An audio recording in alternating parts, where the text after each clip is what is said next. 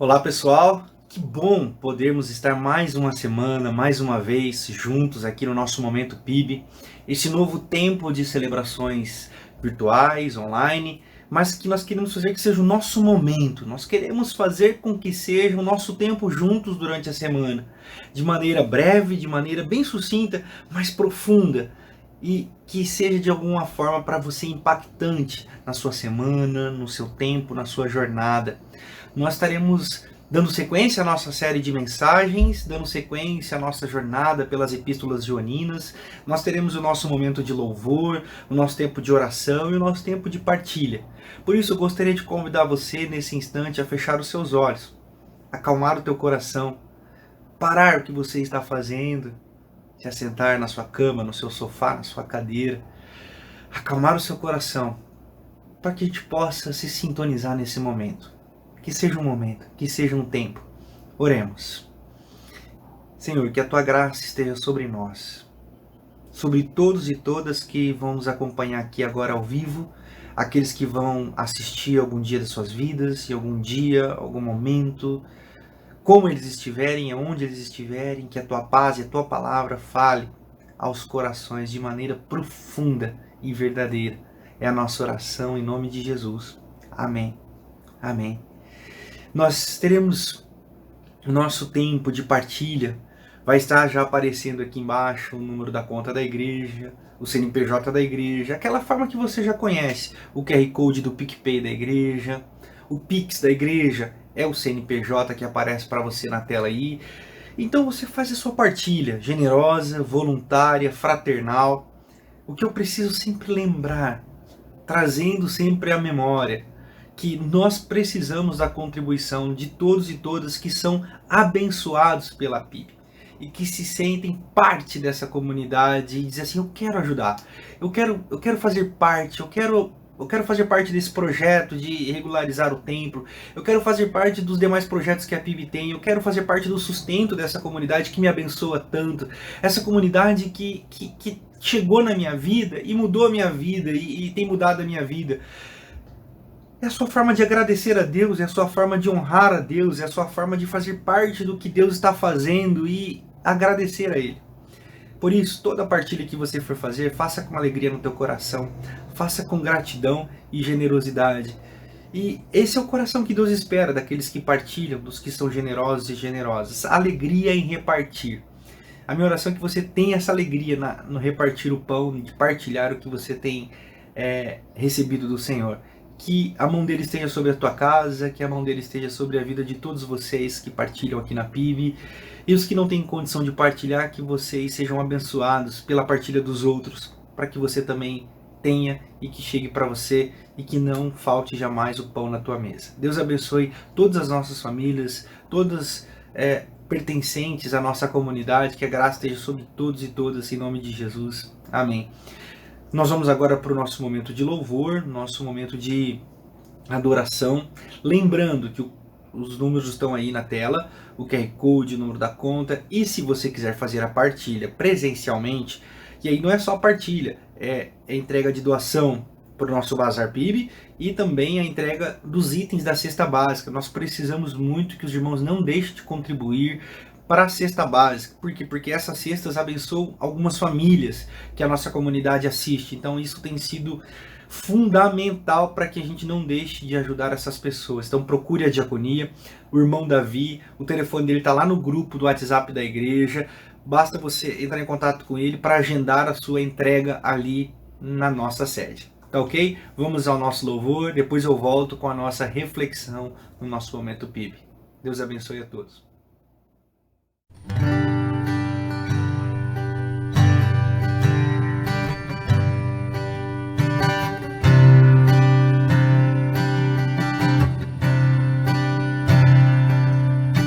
Estavas desde o princípio,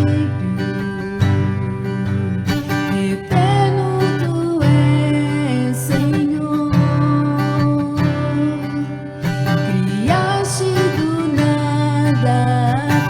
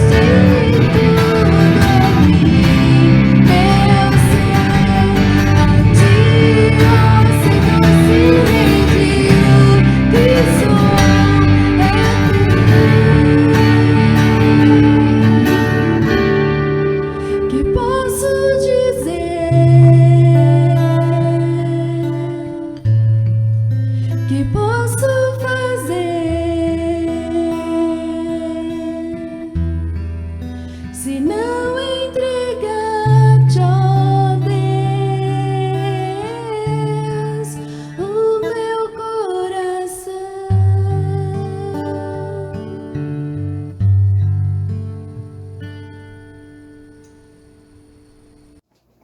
Dando sequência aqui a nosso momento PIB, nosso tempo juntos nessa semana, nós vamos continuar na nossa série de mensagens sobre as epístolas joaninas, cartas a um mundo perturbado, epístolas de amor. E hoje nós vamos para o capítulo 5, a partir do verso de número 6, que diz assim: Este é aquele que veio por meio de água e sangue, Jesus Cristo. Não somente por água, mas por água e sangue. E o Espírito é quem dá testemunho, porque o Espírito é a verdade. Há três que dão testemunho: o Espírito, a água e o sangue. E os três são unânimes. Nós aceitamos o testemunho dos homens, mas o testemunho de Deus tem maior valor, pois é o testemunho de Deus que ele dá acerca de seu Filho. Quem crê no Filho de Deus tem a si mesmo esse testemunho. Quem não crê em Deus o faz mentiroso, porque não crê no testemunho que Deus dá acerca do Filho. Este é o testemunho: Deus nos deu a vida eterna e essa vida está em seu Filho. Quem tem o Filho tem a vida. Quem não tem o Filho não tem a vida. Nós estamos aqui diante de João, testemunhando e testificando mais uma vez a igreja ali em Éfeso, na Ásia Menor, lidando com o perigo da época. O perigo da época aqui era o ensino gnóstico. E o ensino gnóstico que estava entrando na igreja e perturbando a igreja, enfraquecendo e fazendo com que a igreja ficasse cansada, era o seguinte: os gnósticos diziam, beleza, Jesus foi o Cristo, mas não foi tão o Cristo assim, porque a gente sabe que ele nasceu de Maria, filho de José. E os gnósticos acreditavam que Jesus era filho de José por causa de uma junção carnal mesmo. E eles diziam, então, ele nasceu de Maria, beleza. Então os gnósticos diziam assim: no batismo de João Batista, quando desce sobre ele o Espírito em forma corpórea de pomba, testificando que ele era o Filho de Deus, os gnósticos interpretaram assim, ó: ali ele se tornou Cristo. Ali ele se tornou Cristo. E eles entendiam e disseminavam o seguinte, que na cruz o Espírito saiu de Jesus e ele voltou a ser meramente o filho de José e Maria. Esse ensino perturbava a igreja ali da Ásia Menor, esse ensino tirava a paz dos seguidores do caminho, porque tirava de Jesus a obra salvífica e principalmente desumanizava aquilo que Cristo fez. Era como se ele estivesse dizendo assim: ele fez o que fez porque ele era o Cristo. A força superior veio e ajudou ele fez o que fez, mas na hora de morrer, ele morreu como homem e acabou. Esse ensino gnóstico que inundava ali a mente, os corações das igrejas em Éfeso, era um ensino que João precisava rebater como pastor para tirar o povo da cegueira e da angústia. E para os dias de hoje, nós precisamos entender o que essa palavra diz a nós. O que essa palavra tem a ver com a gente. Porque eu, sinceramente, não percebo e não quero me tornar também um caçador de hereges. Eu assim, não acho que João queria isso, João não fez isso e eu também não quero para mim. Mas nós precisamos entender o que o Evangelho diz para nós hoje, isso é fato. E aquele ensino perturbava a cabeça, a mente, o coração das igrejas. Principalmente porque nós estávamos ali... Nós estamos lendo um texto que se passa no primeiro século, onde a igreja ainda cristã era apenas uma seita que seguia um nazareno que morreu pelo Império Romano. Então, as bases ainda não estavam muito estabelecidas na sociedade como um todo, diferentemente dos nossos dias hoje. Pois bem, eu gostaria de fazer algumas aplicações, ao meu ver, possíveis nesse texto, para poder falar com você aqui no nosso momento. A primeira delas é que é uma expressão muito interessante que nós encontramos aqui no texto, e não sei se você, ao ler esse texto, já se questionou ou reparou, mas que para mim são fundamentais para nós compreendermos. Diz assim: aquele que veio por meio de água e sangue, Jesus Cristo, ele está falando água e sangue. E aqui mais para frente ele vai dizer assim, que 3 são testemunho, no verso 7. O Espírito, a água e o sangue. E os 3 são unânimes. Então, João, primeiro, ele vai dizer, dentro de um contexto que o pessoal estava debatendo, discutindo e estava se perturbando. Quando João diz ele veio por meio de água, ele está falando do batismo. Aqui, Lutero, o próprio Calvino, interpretam como sacramento o sangue e a água. Daqui que eles tiram a interpretação sacramental da ceia e do batismo. Mas não quero falar sobre isso, isso aqui é só um... Mas a água, ao meu ver, aqui, na minha leitura e do que eu pude estudar e meditar essa semana, a água é o batismo. E o batismo de Jesus ali é muito interessante. Se você ler no começo dos evangelhos ali, é Jesus dizendo assim: João, tem que ser como tem que ser, para que se cumpra a justiça de Deus, João. Porque João diz: ô Jesus, eu não sou digno de te batizar, na realidade você tinha que me batizar porque eu não poderia nem amarrar as suas sandálias. E você pede para eu te batizar? E Jesus diz: tá tudo certo, João Batista, me batize, porque é assim para se cumprir o que tem que ser.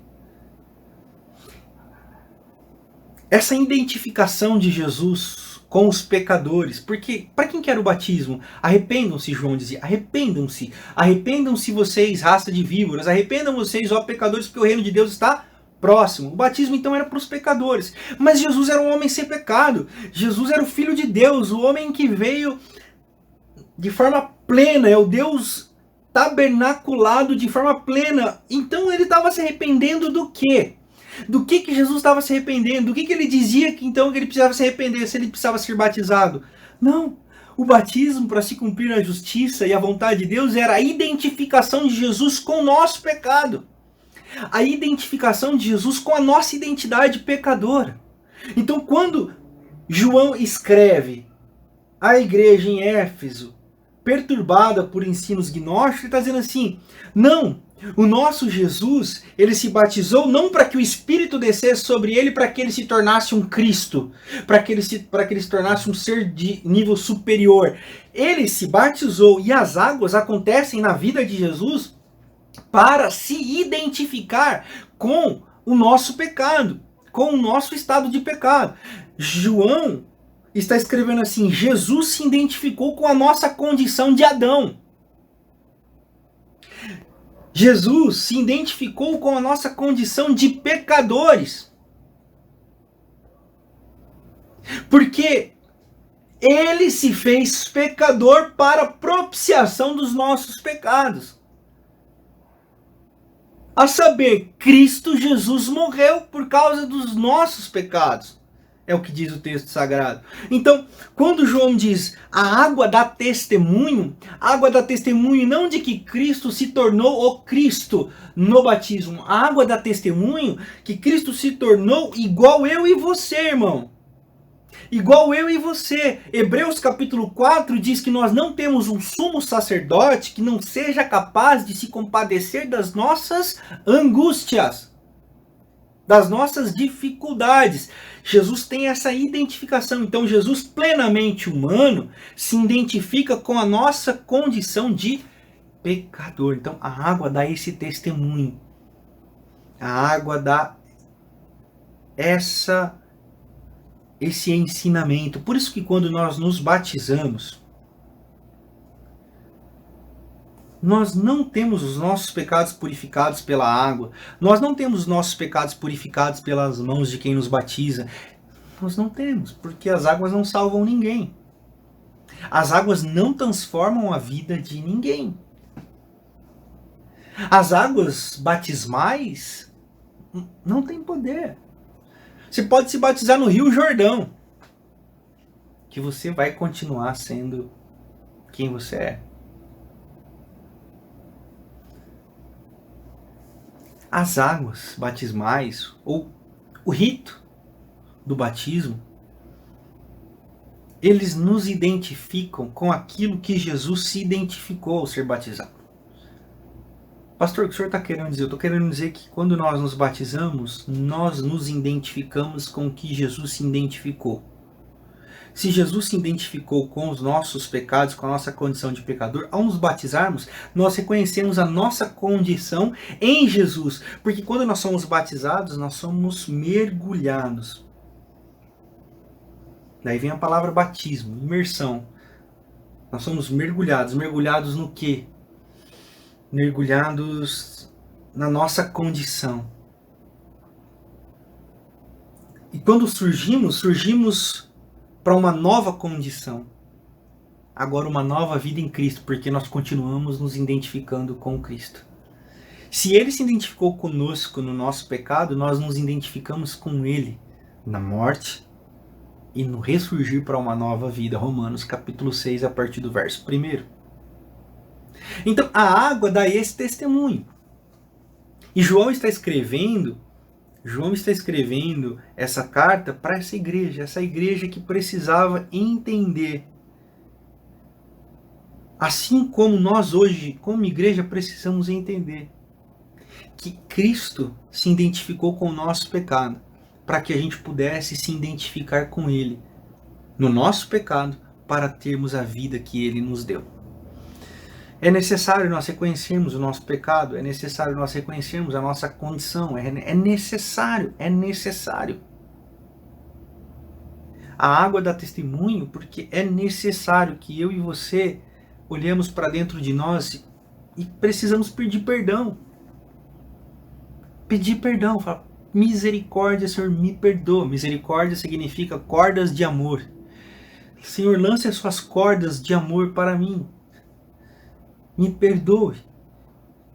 A identificação de Jesus com a água nos coloca diante dessa condição. Condição de pedirmos perdão. Porque o que o final do texto vai dizer? O que João vai dizer aqui no final? Vejam. Quem tem o filho tem a vida. Quem não tem o filho de Deus não tem a vida.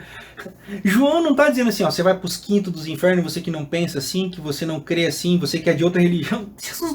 João não está questionando outras religiões. João não está questionando o paganismo. João não está questionando nada. João está questionando assim, vocês estão distorcendo a parada de Jesus. Esse é o problema.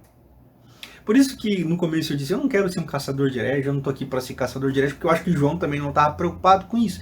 Mas o que João estava dizendo assim, vocês precisam entender que essa parada de que Jesus é um ser diferente só por causa do batismo, depois do batismo, na morte, esse negócio diferente sumiu dele, saiu dele, ele voltou a ser um homem, é doideira. Se vocês querem se concentrar no Evangelho, se concentrem no Evangelho. O Evangelho é esse aqui, ó, a água dá testemunho. E o testemunho que eu e você precisamos prestar atenção não é qual religião você segue, não é qual time você torce, não é qual roupa você anda, qual carro que você anda, qual bairro que você mora. A água que você precisa identificar é quais são os meus pecados, o que a água diz sobre você, o que essa identificação com essa identidade adâmica de pecado tem a ver com você. Quais são os pecados que você precisa se arrepender hoje? Quais são os pecados que você precisa se arrepender hoje? E você pode dizer assim para mim, pastor, já pedi tanto perdão, pastor, eu errei de novo. E eu errei de novo. E eu não tô aqui para te dizer, ou perguntar quantas vezes você pecou, ou quantas vezes você já quis sair da vida que você tá levando. Eu tô aqui para te dizer que aquele que se identifica com Cristo tem a vida. Então, meu irmão, não acabou. Recomece, levante. Irmã, recomece, levante. Não acabou. Deus não se cansou de você porque Ele se identificou com você na água. com o seu estado, esse aí que você se encontra agora. Esse estado aí de, não, para mim não dá mais, para mim já deu, acabou, o senhor não sabe o que eu já fiz. Eu não sei, mas ele sabe, inclusive ele sabia quando escolheu se identificar com você. E mesmo assim, não titubeou. Morra para esse jugo, morra para esse peso e nasça para uma nova vida em Cristo, vida de esperança, vida de novidade de vida mesmo, sabe? O segundo aspecto que dá testemunho aqui, dos 3, é o sangue. Porque se a água nos lava da corrupção, Jesus se identificou com a nossa corrupção, o corpo corruptível, os desejos corruptíveis, a corrupção que mora em nós. O sangue testifica. O sangue dá testemunho do novo. O sangue dá testemunho da novidade. Apocalipse diz que aqueles que são perdoados e encontram-se com a mensagem das boas novas de salvação se apresentarão a Deus com vestes brancas, lavadas com sangue do Cordeiro, tão alvas como a neve. Então, quando João escreve aqui, ele não está dizendo assim que na cruz o Espírito subiu para algum canto aí do Aion e ficou só o homem. Não. Na cruz, Deus escolheu morrer pelos nossos pecados. A propiciação do Cordeiro. Aí o Valdo Ramos diz uma coisa muito interessante. Antes de Deus dizer haja luz, ele disse haja cruz. A morte sacrificial. Não que Deus é um Deus que deseja sangue, não que Deus é um Deus que queria sangue, que estava muito bravo e que, tiver que morrer alguém, que morra aí, mas alguém precisa morrer. Não. O que nós vemos na cruz é resultado do seguinte, olha, os regimes de vocês, a maneira como vocês se organizam, matam, e foi capaz, inclusive, de matar o Salvador. Só que pela morte do Salvador, a redenção é possível, porque agora, com a morte dele, um novo mundo surgiu. Nós não conseguiríamos fazer surgir esse novo mundo, nem pela prática da lei, nem por guardar o sábado, nem por não comer carne de porco, nem por oferecer sacrifícios de animais imolados. Não conseguiríamos. Foi necessário Deus tabernacular, foi necessário Deus vir em gente, em forma de gente, no meio da gente. Foi necessário esse Deus nos ensinar a viver, foi necessário esse Deus nos mostrar como viver. Só que os nossos sistemas políticos, porque Jesus morreu como um romano e não como um judeu, e religioso, porque Jesus foi entregue por Anás e Caifás, os chefes do templo, ao poder político romano, porque um judeu morreria de apedrejamento. Mas Jesus morreu como um romano. Então Jesus morreu pelo sistema romano. Então o sistema romano mata, Roma mata, César mata. Os religiosos não conseguem entender o evangelho. Os religiosos não conseguem entender a boa nova. Por isso que eles matam. Por isso que eles colocam diante da morte. Iam apedrejar a mulher forjada em adultério. Iam apedrejar aquela mulher que era adúltera, mas não se sabe se ela estava em adultério naquela hora. Mas falaram que estava, porque a religião mata. Roma mata, mas o evangelho é vida. Então o sangue de Jesus não é um sangue derramado para suprir a expectativa de um Deus mimado, de um Deus ferido. O sangue de Jesus é derramado por causa dos nossos sistemas, que nós nos organizamos e que Deus está dizendo assim, tá vendo? Vocês foram capazes de matar um inocente. Vocês foram capazes de matar um homem sem pecado. O mundo de vocês está tão perdido, a forma de vocês se organizarem está tão perdida que vocês foram capazes de matar um justo. O que a Bíblia diz? O justo morreu numa cruz. Aquele que não tinha pecado foi pregado numa cruz. O sangue, então, dá testemunho do quê? De que Deus, através do sangue do seu Filho derramado na cruz, nos dá a possibilidade de nos examinarmos e pela água nos lavarmos, para que a gente possa começar de novo, para que a gente possa tentar de novo, para que a gente olhe para Jesus e fale assim: pessoal, como é que nós vamos começar? Pessoal, como é que nós vamos nos organizar? Se essa forma que a gente faz não dá certo, essa é a angústia, nós estamos em pecado, o nosso pecado chegou ao nosso coração, e agora o que a gente faz? A gente olha para Jesus, a gente olha para a esperança, a gente olha para o ser que ele foi e diz: eu quero me parecer com ele. É por isso que entra o terceiro aspecto, e esses três dão provas um do outro, João diz. Esses três testificam um pelo outro, esses três são unânimes, diz a Bíblia. Os três são unânimes em dar provas um do outro. A água, o sangue e o Espírito. Quem que entende essas coisas? Somente aquele a quem o Espírito dá de entender. As pessoas não entendem. Muita gente não entende. Mas a quem o Espírito é dado, compreende. Eu acho interessante a pedagogia de Jesus. As pessoas, ele falava por parábolas, o pessoal, Jesus, a galera não está entendendo. Ele diz assim: aqueles que têm ouvido para ouvir, ouçam. É o Espírito quem dá discernimento. Então, eu estou dizendo aqui essas coisas, mas é somente pelo Espírito que você vai ter discernimento, porque é somente pelo Espírito que eu posso ter esse discernimento. Qual discernimento, pastor? Da água, do sangue, por causa do Espírito. Para um mundo perturbado, irmãos e irmãs, somente a fé no Filho de Deus, como eu falei semana passada. Mas fé não é crença, lembram-se? Fé não é crença. Fé é a testificação do Espírito, da água e do sangue.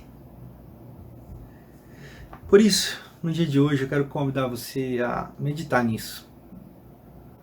Do que você precisa se arrepender? Quais são os pecados que precisam ser lavados na sua vida? Quais são os seus esquecimentos? E lembre-se, nós estamos falando da primeira carta de João. E João está dizendo assim: olha, pecado é não amar. Pecado é se esquecer do próximo. Pecado é quando a vida do outro não faz sentido para mim. Então, se arrepender dos seus pecados, João não está falando de atributos ou pré-condições morais e moralistas moralizantes. João não está falando de podes ou não podes, conjunto de regras e dogmas. Lembrem-se, isso é no mundo da crença. No mundo da fé, pecado é não se parecer com Jesus de Nazaré. Pecado é tudo aquilo que fere o novo mundo que Deus quer que a gente se organize através da morte do seu Filho. E quem dá testemunho disso? A água, que nos lava do nosso pecado, e o sangue, que perdoa todo o nosso pecado e nos dá a possibilidade de termos as nossas vestes brancas, alvas como a neve. Alvos mais que a neve. O mundo precisa de gente com roupas lavadas pelo sangue do Cordeiro. Mundo de pessoas lavadas, remidas pelo sangue do Cordeiro. E são essas pessoas que vão colocar ordem no caos. São essas pessoas que vão dizer que o novo mundo é possível porque Jesus fez com que aquilo que aos nossos olhos parecia impossível fosse possível. É o que diz lá: o que é impossível para o homem é possível para Deus. O nosso Deus é o Deus do impossível. Lembram-se? É para isso. É para esse mundo. O novo mundo é possível? A religião diz não, não é possível. O caos social diz não, não é possível. A sociedade diz não, não é possível. E Deus diz: o que é impossível para o homem é possível para Deus, através da igreja de Jesus, lavada e remida pelo sangue do Cordeiro. Amém, amém e amém. Que a graça esteja sobre você, que a paz seja com você, na sua casa, na sua vida, na sua família. Compartilhe essa mensagem com alguém, compartilhe esse vídeo com alguém. Que essa mensagem possa chegar ao coração da Igreja de Jesus espalhada sobre toda a face da terra. E que mais pessoas entendam e compreendam pelo discernimento do Espírito a água e o sangue. Que assim seja. Até o próximo domingo, se Deus quiser. Fiquem na paz. Boa semana a todos e todas. Valeu.